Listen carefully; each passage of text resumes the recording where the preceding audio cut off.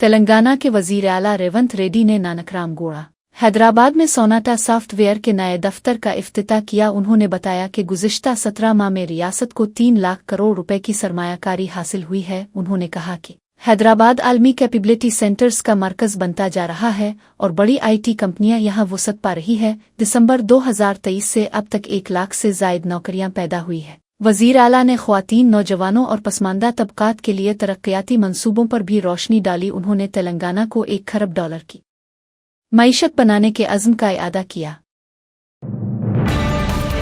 राजभवन में तेलंगाना के गवर्नर जिष्णु देव वर्मा से वज़ीर आला रेवंत रेड्डी की मुलाकात हुई। मुल्क में जारी हालिया हालात पर तबादला ख्याल किए जाने का इम्कान है। वज़ीर आला ने रियासत में अमन व अमान से मुताल्लिक़ इक़दामात पर रोशनी डालने का मंसूबा बनाया। ख़ासतौर पर हैदराबाद की सिक्योरिटी पर तफसीली ब्रीफिंग देने की तवक्को है। ये मुलाकात गवर्नर और वज़ीर आला के दरमियान बाहमी ताउन को ज़ाहिर करती है। रियासती हुकूमत की जानिब से सिक्योरिटी को अव्वलीन तरजीह दी जा रही है। जब मैं काउंसलर के तौर पर मुंतखब हुआ था, इस वक्त इतला राजेंदर पढ़ाई कर रहा था। रेवंत रेड्डी, आतम कुमार रेड्डी, जग्गा रेड्डी, वेंकट रेड्डी जैसे सीनियर लीडरों के सामने तुम्हारी क्या हैसियत है इतला राजेंदर? ये बात कांग्रेस लीडर जग्गा रेड्डी ने कही। उन्होंने इतला राजेंदर की सीनियर लीडरों से मवाजना को मुस्तरद किया और कहा कि तजर्बे और खिदमत में तुम बहुत पीछे हो। నేనేమంటున్నానంటే నేను కౌన్సిలర్ ఉన్నప్పుడు ఈటల రాజేందర్ చదువుకుంటున్నాడు.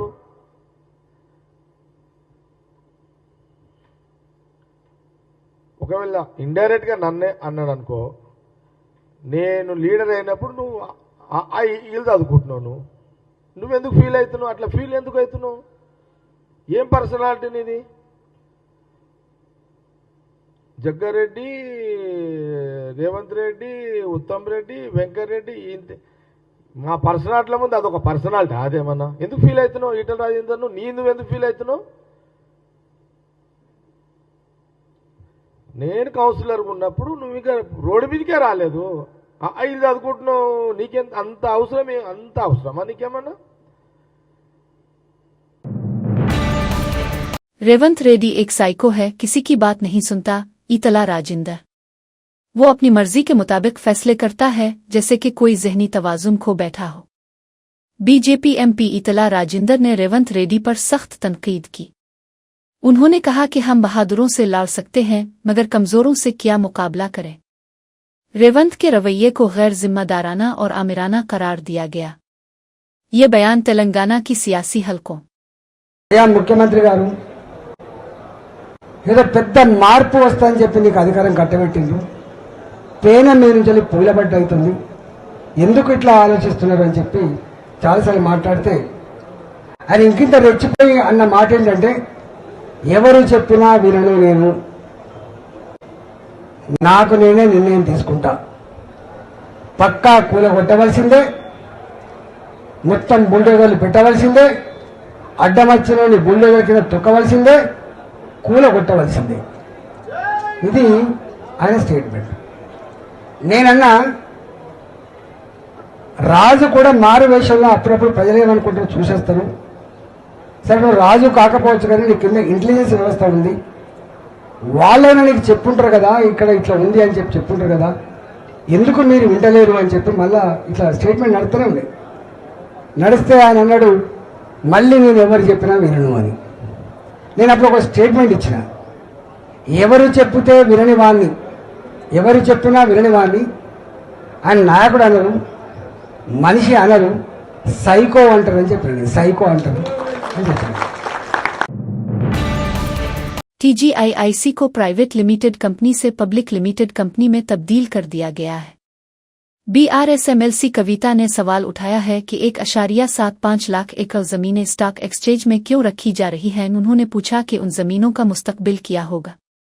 जमीनों को शेयर मार्केट में शामिल करने के फैसले पर तशवीश का इजहार किया गया है।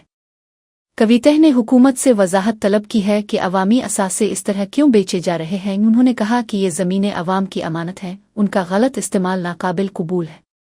జీవో నంబర్ 12 ఉన్నది. జీవో నంబర్ 12 ఈ జీవో ఏప్రిల్ 11వ తారీఖున ఇచ్చిరు ఈ సంవత్సరంలో. కానీ ఇది మీకు ఎక్కడ ప్రభుత్వ వెబ్సైట్లో కనబడదు, ఇండస్ట్రియల్ ఇన్ఫ్రాస్ట్రక్చర్ కార్పొరేషన్ వెబ్సైట్లో కనబడదు, ఎక్కడ కూడా కనబడదు. ఎందుకు ఇంత రహస్యం? ఎందుకోసం దాచిపెట్టుండ్రు? ఏమున్నది ఈ జీవోలా? ఇది చెప్పడానికే నేను ఇవాళ తెలంగాణ ప్రజల ముందుకు రావడం జరిగింది.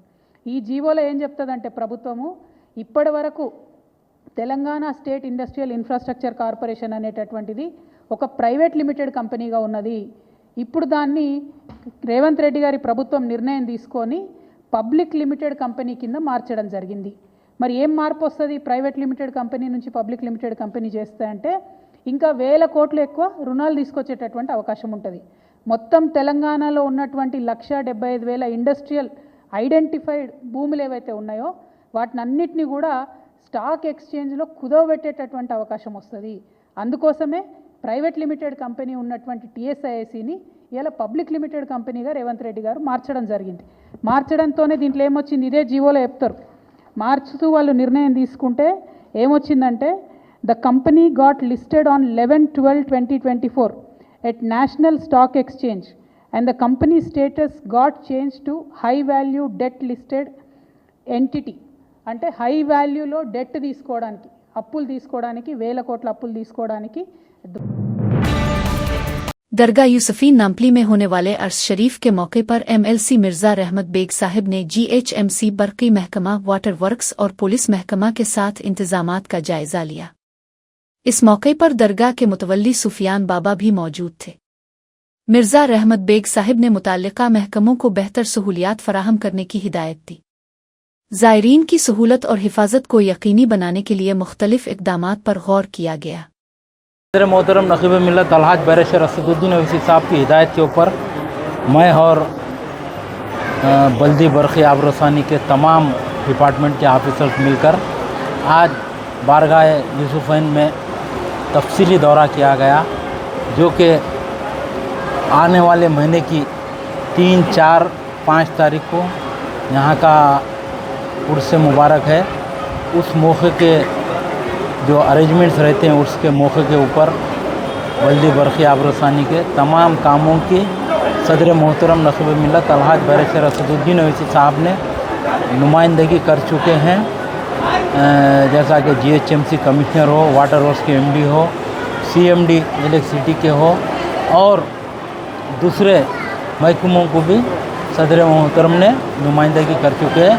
आज तफसीली दौरा करने का मकसद एक ही है कि उर्स के टाइम पे जीएचएमसी की तरफ से, वाटर वर्क्स की तरफ से, इलेक्ट्रिसिटी की तरफ से जो अरेंजमेंट्स होते हैं उस ताल्लुक़ से तमाम डिपार्टमेंट के ऑफिसरों को बताया गया। ख़ास तौर पर बल्दिया के ई मैडम को जो ये मेन रोडां हैं वो रोडों के ऊपर डिसिल्टिंग करने के लिए और जो कामा यहाँ पर मंजूर है सदर मोहतरम की नुमाइंदगी के ऊपर, जो जनानी गेट से लेके इत्मीनान मस्जिद तक VDCC रोड, वो काम को भी जल्दी करवाने के लिए बताया।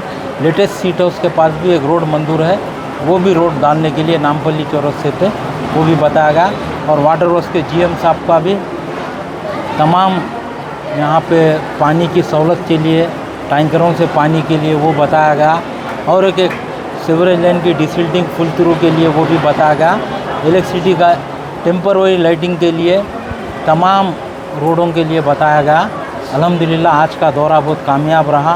पुलिस के महकमे के यहाँ के एरिया के इंस्पेक्टर साहब भी थे, उनको भी यहाँ पर बंदोबस्त अच्छे से अच्छा रहना बोलकर बताया गया। और हमारे मुतवल्ली साहब जो ख़ास तौर पर उनकी तवज्जो है, और आज से थोड़े दिन पहले सदर मोहतरम से भी आकर दारुसलाम में मिले थे और सदर मोहतरम ने जब भी तमाम महकमों को लेटर्स देकर ये कामों को मंजूर भी करवाए। आज उस सिलसिले में हमने दौरा किए। इस दौरे की डिटेल रिपोर्ट सदर मोहतरम नक़ीब मिल्लत अलहाज बैरिस्टर असदुद्दीन ओवैसी साहब को दी जाएगी और तमाम कामों की उर्स के ज़ेर निगरानी क़ायद मुक़न्ना मोहतरम मुक़ाम आली जनाब अकबरुद्दीन ओवैसी साहब की ज़ेर निगरानी में ये कामा होंगे।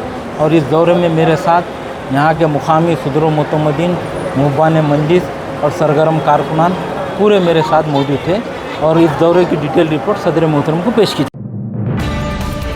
क्रेडिट कार्ड स्कीम का इंकिशाफ, हैदराबाद के शख्स से 1.8 लाख रुपए का फराड। 48 साला निजी मुलाजिम को एक जालसाज ने SBI क्रेडिट कार्ड नुमाइंदा बनकर धोखा दिया। जालसाज ने वीडियो कॉल पर कार्ड की गैर फ़ाली का जुर्माना मुआफ़ करने का झांसा देकर कार्ड और दुकाने को कहा जल्द ही 1.8 लाख रुपए कार्ड से निकल गए। हालांकि OTP शेयर नहीं किया गया था। अवाम को सख्ती से हिदायत है कि कार्ड नंबर न बताएं और वीडियो पर कार्ड हरगिज़ न दिखाएं।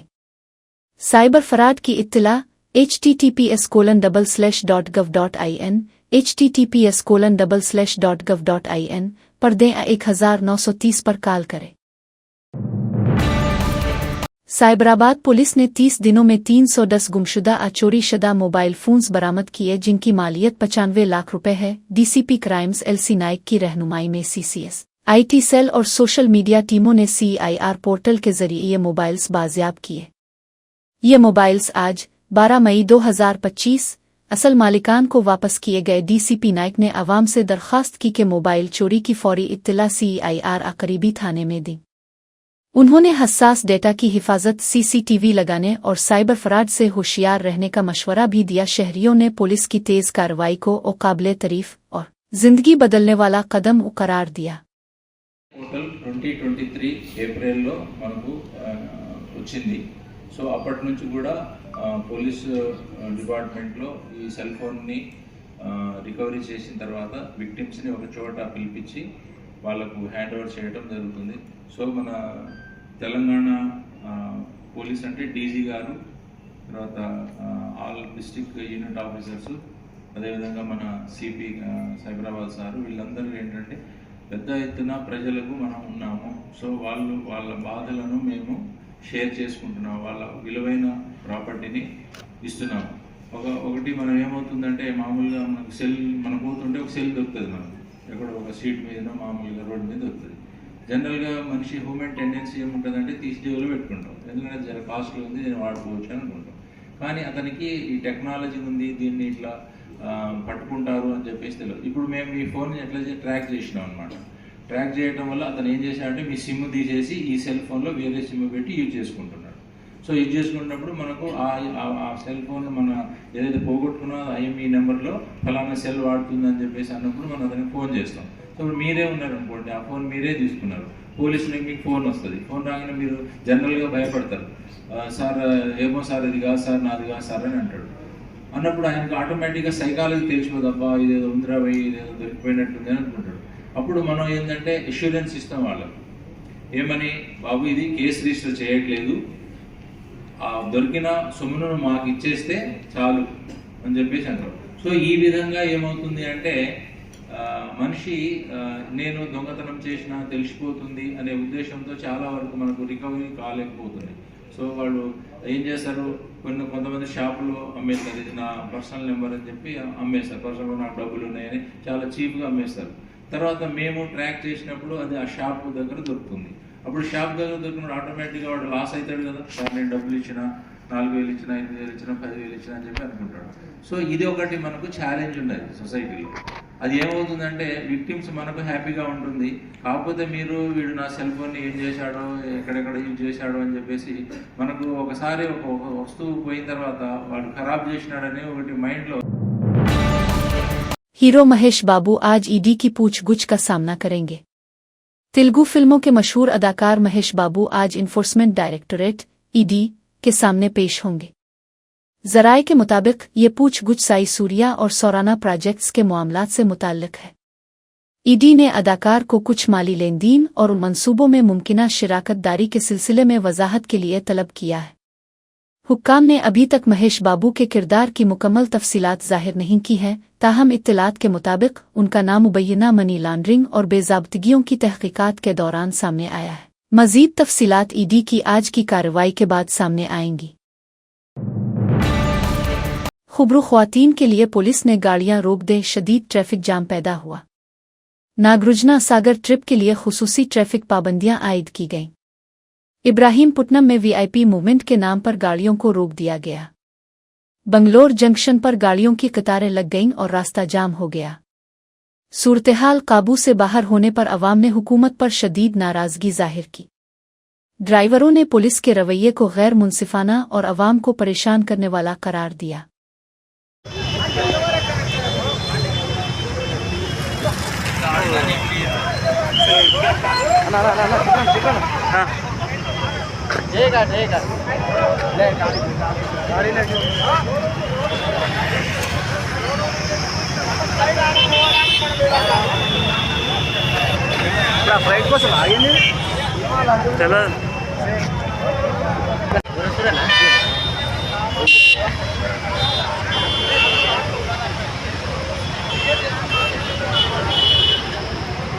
అడగాల ఆర్టీసీ ఇంట్లో అన్న డిపో తీసుకో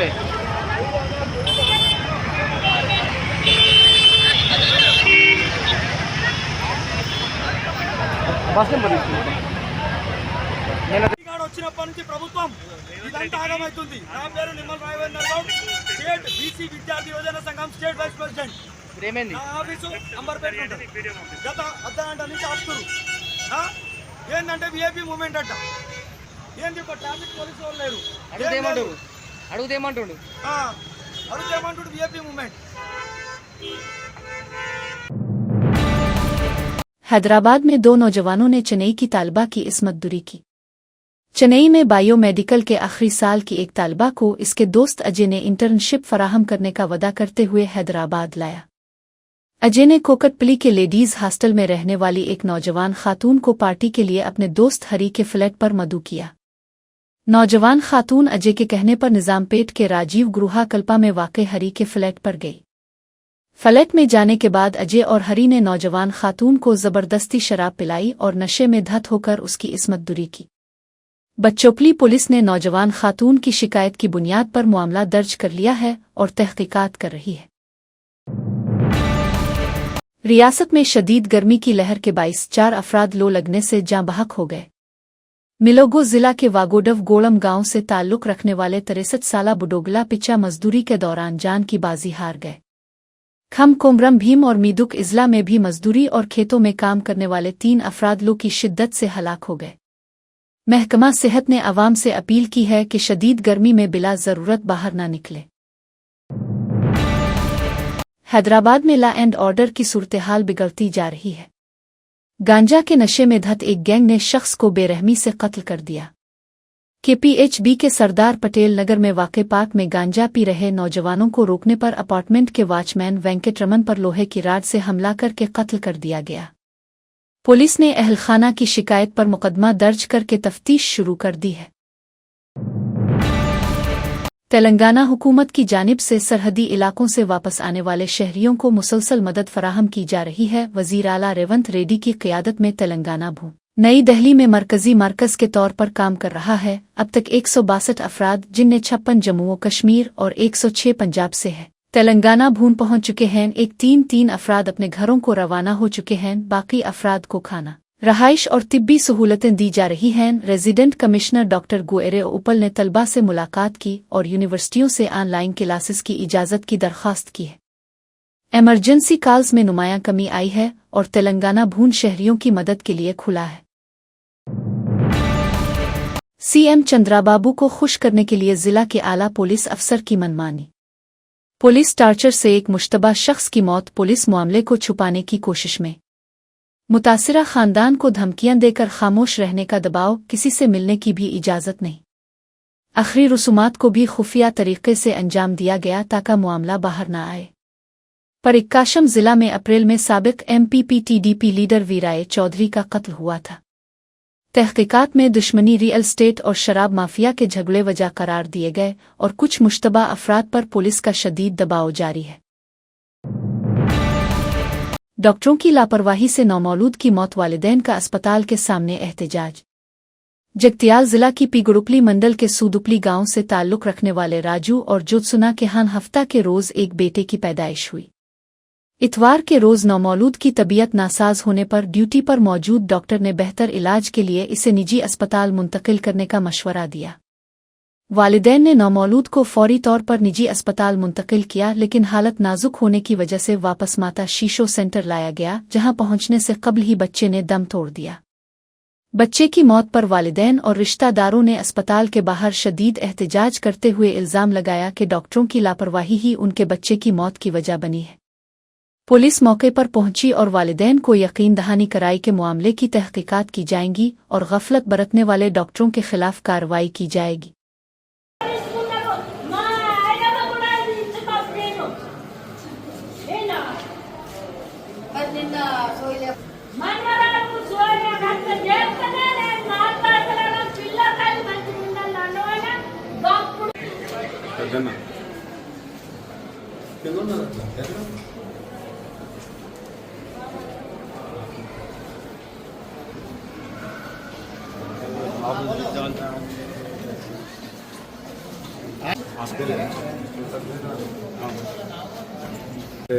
నిన్న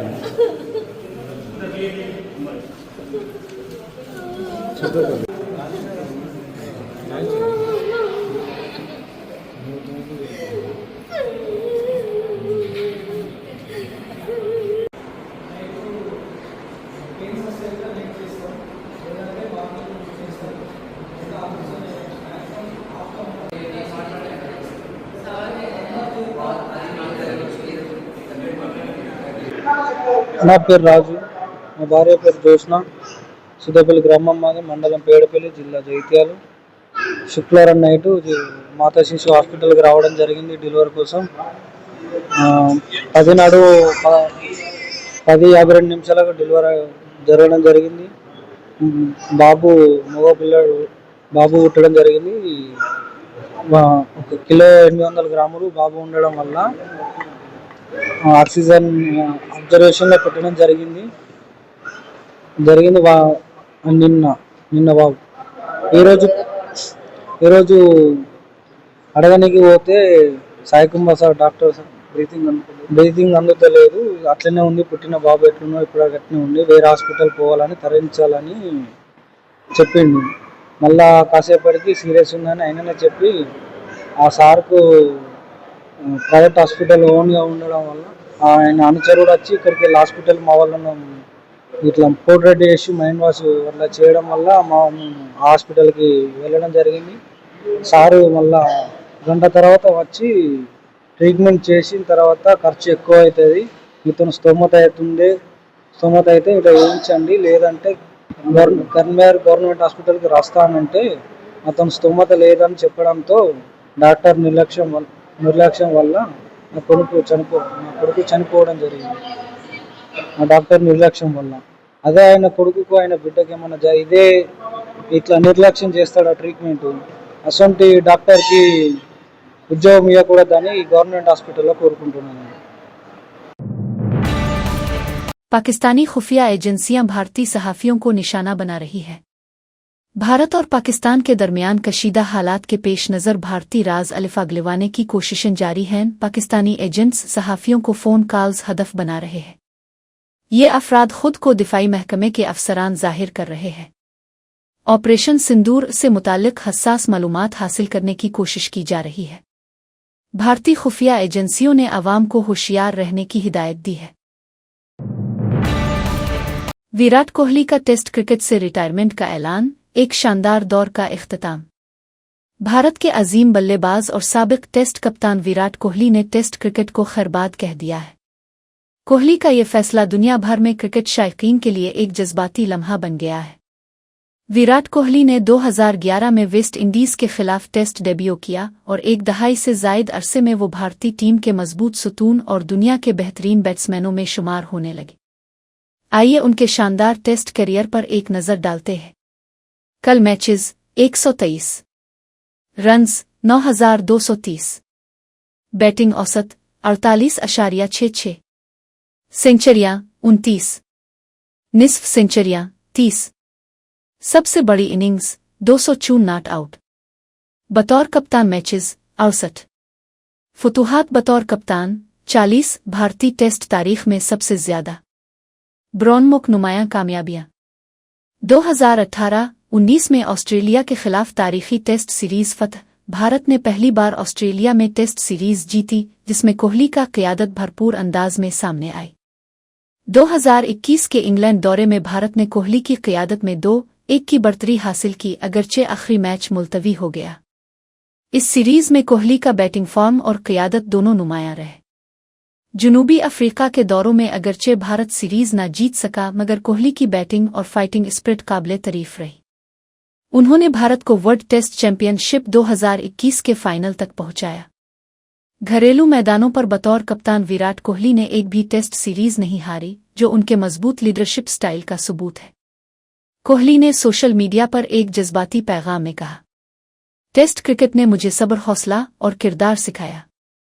ये फॉर्मेट मेरे लिए सब कुछ रहा और मैंने हमेशा दिल से खेला। अब वक्त है कि मैं इसे अलविदा कहूं और अगली नस्ल के लिए जगह छोड़ूं। विराट कोहली ने भारतीय टेस्ट टीम को न सिर्फ एक जारे मिजाज और फिटनेस पर मबनी सोच दी, बल्कि दुनिया भर में भारत को एक मजबूत हरीफ बना दिया। उनकी क़यादत में भारतीय टीम ने कई नाकाबिले फरामोश लम्हात तख्लीक किए। विराट कोहली का टेस्ट क्रिकेट से जाना एक सुनहरी बाब के इख्तिताम की अलामत है, लेकिन उनकी मेहनत, लगन और क्रिकेट से मोहब्बत हमेशा शायकीन के दिलों में जिंदा रहेगी। बगैर खौफ के मोहब्बत कायम नहीं होती। एयर मार्शल ए के भारतीय जब दलील नाकाम हो जाए तो अज़्म बोलता है, जब खामोशी को कमजोरी समझा जाए तो गरज कर जवाब दिया जाता है। ऑपरेशन सिंदूर इश्तियाल नहीं बल्कि एक दुरुस्त कार्रवाई थी। तमाम निज़ाम तैयार हैं, भारत चौथे दिन का इंतजार नहीं करता। आपको रामचरितमानस की एक कुछ पंक्ति याद दिलाऊंगा, आप समझ जाएंगे। तो याद कीजिए वो पंक्ति जो है, विनय न माने जलधि जड़, भय 3 दिन बीत, बोले राम सकोप तब, भय बिन होए न प्रीत। तो समझदार के लिए इशारा ही काफी।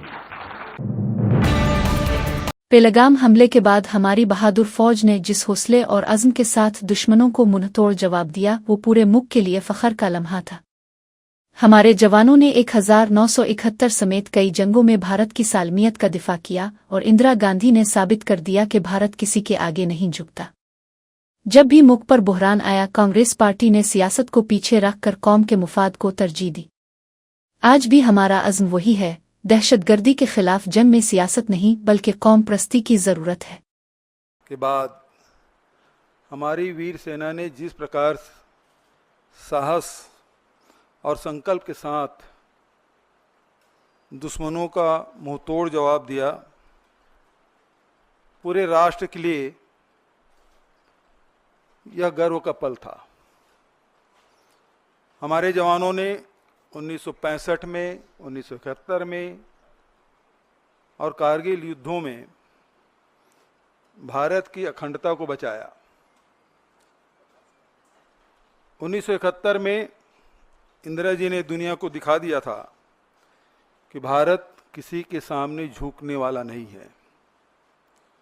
आज भी हमारी सेना उसी जज्बे के साथ सीमा पर डटी हुई है।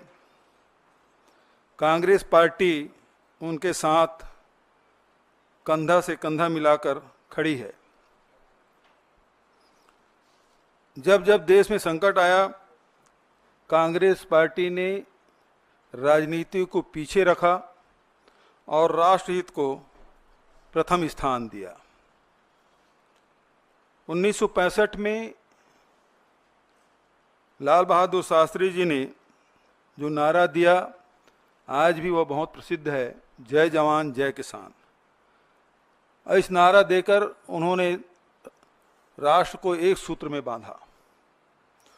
1971 में इंदिरा जी ने अमेरिका के दबाव को ठुकराकर पाकिस्तान को धूल चटा दिया था।